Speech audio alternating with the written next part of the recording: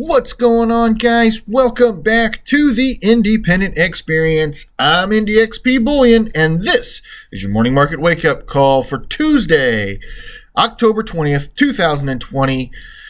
We are just 2 weeks away from the U.S. presidential election, and things are going to get weird tonight. Or Thursday night, we got a debate coming up, and I think I saw where they are going to be shutting off microphones. I'll probably watch. I'm a glutton for punishment just to see how this thing goes. It's going to be amazing. Hope everybody else can tune in as well. Become educated on your candidates for president. Even if you already know who you're going to be voting for, it's worth a watch to see what you're voting for. Let's go ahead and take a look at the markets, though, and see where we're going to be starting today off at.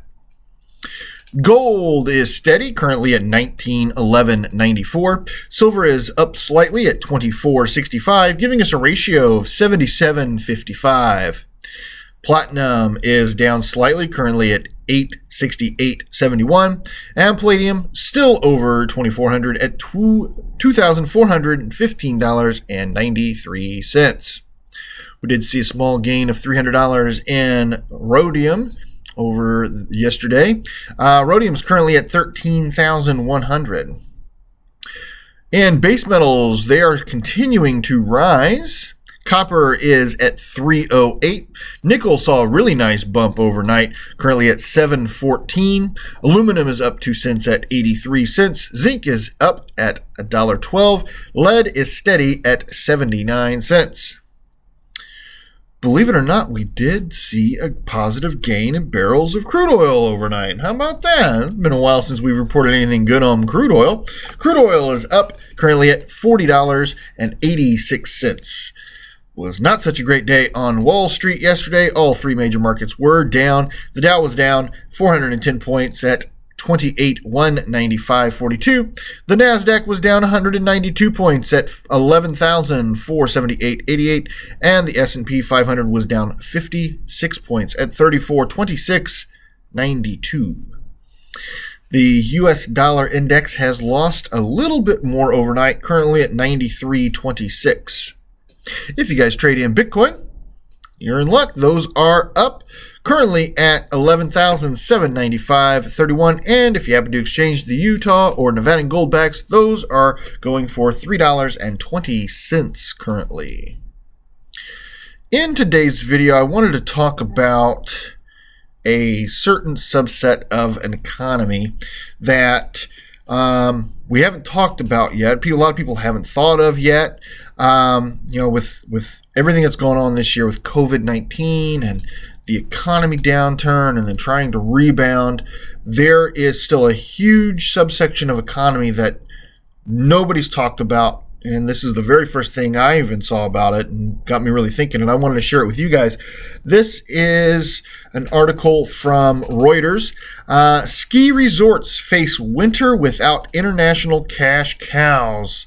Yes, so winter is upon us. And there's a lot of industries out there and cities, small and large, that rely on international travel in the wintertime, most notably ski resorts. Let's go ahead and see what this article has to say. As Canada's world-class ski resorts brace for a winter without international tourists due to closed borders, many are betting that locals eager to get onto the slopes will make up for the lost revenues for the resorts. Canada closed its borders in March to all but immediate and extended family members of Canadian citizens and permanent residents to limit the spread of COVID-19. That poses a problem for both ski resorts and their towns, mainly concentrated on the west coast province of British Columbia, who rely on international tourists buying ski lessons, renting gear, and spending locally to buoy their economies. Quote, "We are desperately trying to make that up with domestic booking," said Michael Balanagal, Senior Vice President of Big White Ski Resort located about 450 kilometers east of Vancouver. The resort plans to roll out flight deals and discounts on long-term stays to attract Canadians. Although international visitors represent just 21% of reservations, they contribute 32% of the revenue, they said, underscoring how the different spending patterns of domestic visitors won't necessarily bridge the budget gap. Canadians take fewer lessons, but buy little to no equipment and eat out less frequently. He also said the resort had cost $4 million. He said that the resort had lost $4 million Canadian in bookings as of September 1st.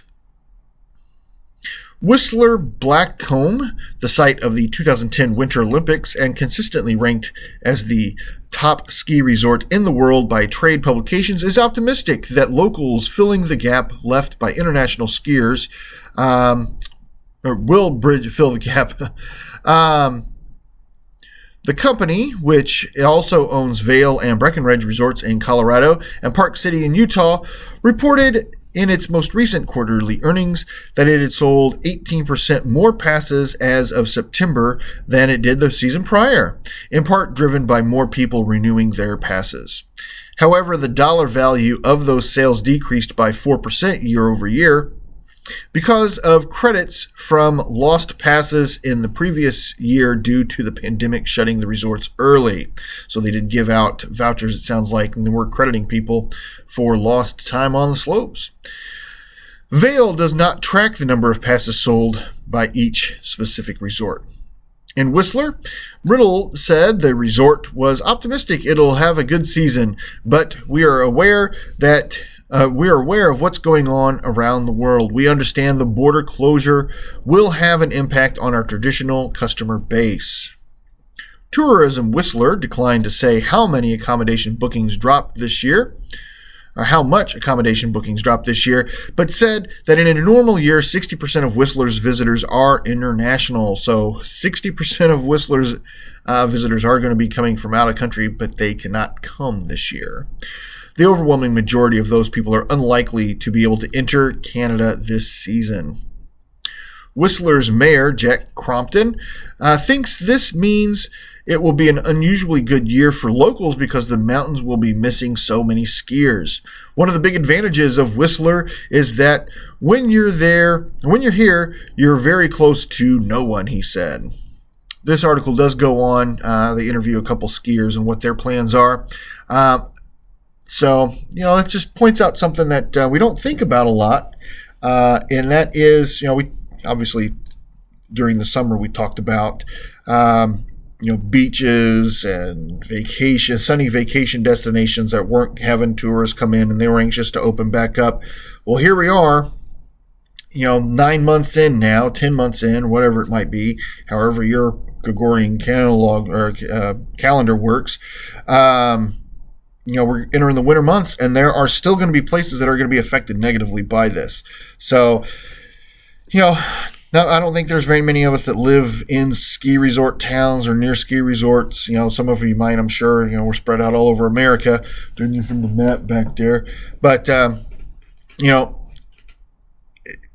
there isn't really a good way to say, oh, go spend money in Breckenridge, Colorado. You can't do it. So, unfortunately, there's a whole other subset of industry that is going to suffer this winter. And it's unfortunate, but then there's not much that we can do about it other than just kind of sit back and watch, I guess. So let me know what you guys think down below in the comments. I'm anxious to hear what you guys have to say on the topic. Guys, I do greatly appreciate every single one of you. And if you haven't appreciated old Indie XP, go ahead and hit that thumbs up button for me right there. Helps me out immensely in defeating the evil YouTube algorithms. If you happen to be new to the independent experience, please consider hitting that subscribe and jingle bell right there in the corner, bing bong, so you can stay notified of when new content is coming out. Speaking of content, we're popping the box up right here. Of course, you can check out the back catalog at the end of this video. Guys, I have been Indie XP Bullion from the Independent Experience, and I'm here again to remind you, if the women don't find you handsome, they should at least find your pockets heavy.